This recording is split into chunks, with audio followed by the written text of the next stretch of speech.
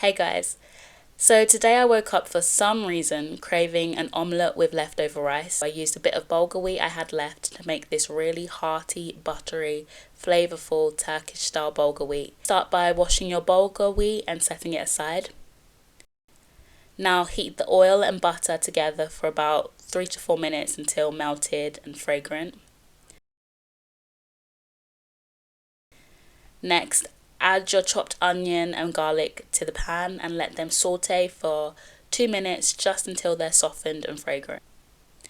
Then stir in the tomato paste, harissa and sugar. Give it a good mix and fry it all together for about 2 minutes. Now add your washed bulgur wheat to the pan and stir it all around, letting it fry for another 3 minutes. Once that's done, pour in your water. Drop in the chicken stock cube and season with salt, black pepper and paprika.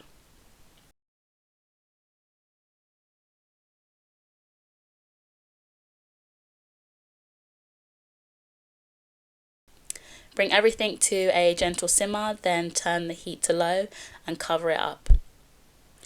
And then I just cracked 1 egg, seasoned it with a bit of salt and black pepper, and then I fried that. You'll know it's ready when the water is absorbed, and finally let it rest for about 10 minutes before you serve it. I hope you guys give this a try. It's quick, easy and comforting. I hope you enjoyed this recipe, and if you try it, don't forget to let me know how it turned out. Thanks for watching. Bye!